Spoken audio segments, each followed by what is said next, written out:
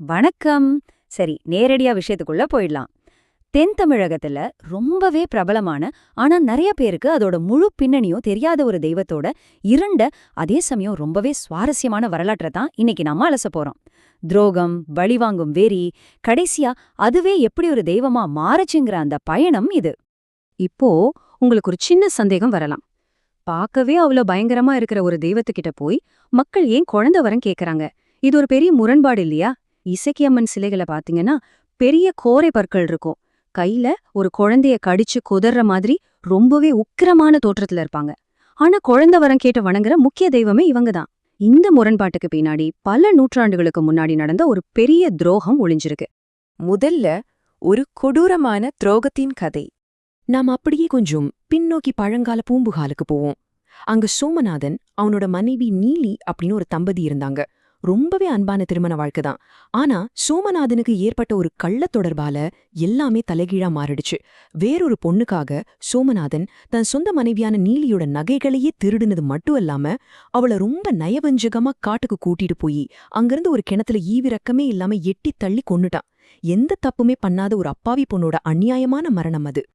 இங்க நம்ம புரிஞ்சுக்க வேண்டிய முக்கியமான விஷயம் என்னன்னா, நீலியோட அந்த தூய்மையான அன்பும் பக்தியும் அவளுக்கு இழைக்கப்பட்ட அந்த அநீதியால ஒரு பயங்கரமான, சொல்லப்போனா இயற்கைக்கு அப்பாற்பட்ட ஒரு கோபமா மாறிடுச்சு. வஞ்சிக்கப்பட்டவளோட ஆன்மா தன்னை ஏமாற்றிக் கொண்ட கணவனை பழிவாங்க துடிக்கிற ஒரு கொடூரமான ஆவியா, அதாவது இயற்கையா உருவெடுத்துச்சு. இது ஏதோ சாதாரண கோபம் கிடையாதுங்க. நீதிக்காக பசியோட அலையிற ஒரு ஆன்மாவோட வெறி. அடுத்து அந்த பழிவாங்கும் ஆவியின் வருகை. மனித வாழ்வு முடிஞ்சு போச்சு. ஆனா நீலியோட கதை அங்க முடியல. கர்மாவோட சுழற்சி எப்படி வேலை செய்யுதுன்னு பாருங்களேன். தன் மனைவிய கொன்ன சோமநாதன் அவளோட ஆவிக்கு பயந்த ஊரை விட்டே ஓடிட்டான். அவன் பழையனூர் அப்படிங்கிற கிராமத்துல தர்ஷகன்கிற பேர்ல மறுபிறவி எடுக்கிறான். அவன் வேணும்னா தன் கடந்த காலத்தை மறந்திருக்கலாம். ஆனா நீலியோட கோவம் அவனை மறக்கல. கர்மா எப்படியாவது அவனை தேடி கண்டுபிடிச்சிடும் இல்லையா? அதுதான் நடந்துச்சு. தர்சகனை பழிவாங்க நீலி ஒரு பயங்கரமான தந்திரத்தை கையாண்டா. ரொம்பவே அழகான ஒரு பெண்ணா உருமாறி கையில ஒரு மாயக் குழந்தைய வச்சுக்கிட்டு பழையனூருக்கு வந்தா. ஊர் பெரியவர்கள் முன்னாடி போய் நின்னு, தர்ஷகன் என் கணவன் என்ன நடுவழியில கைவிட்டுட்டான் அப்படின்னு கண்ணீரோட ரொம்பவே சாதுரியமா நாடகமாடினா. சரி, இந்த வாக்குறுதியின் விலை என்னாச்சுன்னு பாப்போம்.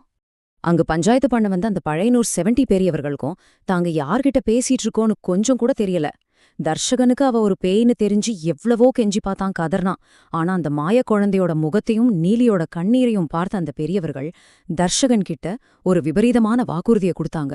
இவளோட ஒரு இரவு மட்டும் தங்கு, உனக்கு ஏதேனும் ஆபத்து வந்தா நாங்க 70 பேரும் தீல குதிச்சு உயிரை மாய்த்துக் கொள்வோம் அப்படின்னு சொல்லிட்டாங்க. இது எவ்வளோ பெரிய வார்த்தைன்னு அவங்களுக்கு அப்ப புரியல. அடுத்து என்ன நடக்குதுன்னு பாப்போம். ஊர் பெரியவர்கள் தர்ஷகனையும் நீலியையும் ஒரே அறையில அடைச்சு போட்டுனாங்க. கதவு சாத்தன மறுகணமே நீலி தன் கொடூரமான விஸ்வரூபத்தை எடுத்தாள். தன்னை ஏமாற்றிக் கொன்ன அதே கணவன், பல பிறவிகளா அவ காத்துக்கிட்டு இருந்த அந்த பழி வாங்கும் தாகம் இப்போ தீரப்போகுது. கொஞ்சமும் இரக்கமில்லாம தர்ஷகனோட மார்ப பிளந்து குருதிய குடிச்ச தன் வஞ்சத்தை தீர்த்துக்கிட்டான் நீலி. விடிஞ்சு பார்த்த ஊர் மக்களுக்கு காத்திருந்தது ஒரு மிகப்பெரிய பேரதிர்ச்சி. ரத்த வெள்ளத்துல தர்ஷகன் பிணமா கிடக்க நீலிய காணல. அப்போதான் தாங்கள் ஒரு கொடூரமான பேய்கிட்டையே ஏமாந்துட்டோன்னு பெரியவர்கள் உணர்ந்தாங்க. நாம கொடுத்த வாக்கை காப்பாத்த முடியாம போயிடுச்சேங்கிற குற்ற உணர்வால அந்த 70 வேளாளர்களும் பழிக்கு அஞ்சி ஒரு பெரிய தீய வளர்த்து அதுல குதிச்சு தங்கள் உயிரையே மாய்த்துக்கிட்டாங்க. ஒரு பொய்யான வாக்குறுதி எத்தனை உயிர்களை பலிவாங்கிடுச்சே பாருங்க. அடுத்து அந்த கோபம் எப்படி தெய்வீக காவலாக மாறுச்சுங்கிறதுதான். பழி வாங்கிட்டாச்சு, ஊர் பெரியவர்களும் இறந்துட்டாங்க, இதோட இந்த கதை முடிஞ்சிருக்கணும் இல்லையா? ஆனா இங்கதான் ஒரு மிகப்பெரிய திருப்புமுனை. தர்ஷகனை கொன்ன பிறகும் அடங்காத நீலியோட ஆக்ரோஷம் அந்த 70 முதியவர்களோட தியாகத்தை பார்த்ததும் அப்படியே உருகி போச்சு. தாங்கள் கொடுத்த அந்த ஒற்றை வார்த்தைக்காக 70 பேர் கொழுந்துரிட்டு எரியற தீல விழுந்து உயிரை விடுறாங்கன்னா அவங்க எவ்ளோ நேர்மையானவங்களா இருக்கணும். இந்த தியாகம் அவளை ரொம்பவே நெகிழ வச்சிடுச்சு. தன் கொடூரமான கோபத்தை கைவிட்டு அவங்களுக்கு மோட்சம் அளிச்சான். இனி உலகத்துல எந்த பொண்ணுக்கும் தன்னை போல ஒரு அநீதி நடக்கக்கூடாதுங்கிறதுக்காக பெண்களை காக்கும் எல்லை காவல் தெய்வமா அவ மாறிட்டா. இறுதியா இன்றைய வழிபாடும் மரபும். இப்போ இதுல கவனிக்க வேண்டிய ரொம்பவே சுவாரஸ்யமான விஷயம் என்னன்னா, இந்த தொன்மையான வரலாறு இன்னைக்கு எப்படி ஒரு வழிபாட்டு முறையா மாறி இருக்குங்கிறது தான். நாம ஆரம்பத்துல கேட்ட அந்த முரண்பாட்டான கேள்விக்கான விடையும் கூட இதுலதான் இருக்கு. நீலி தன் கையில வச்சிருந்த அந்த மாய குழந்தை தான் இன்னைக்கு அவளுக்கான அடையாளமாவே மாறிடுச்சு. ஒரு பெண்ணா மிகப்பெரிய அநீதிய சந்திச்சவழவ.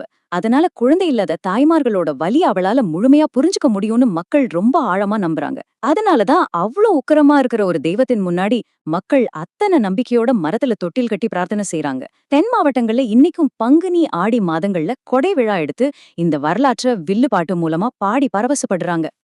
அப்போ கொடூரமான துரோகமும் அளவற்ற வலியும்தான் நீலிய அவ்ளோ உக்கிரமா மாத்துச்சு. ஆனா அதே நீலி நேர்மையும் தியாகத்தையும் பார்த்த உடனே ஒரு கருணைமிக்க காவல் தெய்வமா மாறிட்டாள். உண்மையிலே ஒரு நிரந்தரமான பாதுகாப்பு அப்படிங்கிறது ஆழமான வழிகள்ல இருந்துதான் பிறக்கிறதா? நீதி, துரோகம், தெய்வீக கருணை இதெல்லாமே எப்படி ஒன்னோடு ஒன்னு பின்னி இருக்குன்னு இது நம்மள ஆழமா சிந்திக்க வைக்குது இல்லையா? இந்த ஈர்க்கக்கூடிய வரலாறு கண்டிப்பா உங்களை மேலும் பல நாட்டுப்புற கதைகளை தேடி படிக்க தூண்டுன்னு நம்புறேன். உங்களோட கருத்துக்களை யோசிச்சுட்டே இருங்க. இது போல இன்னொரு சுவாரஸ்யமான அலசலோடு உங்களை சந்திக்கிறேன்.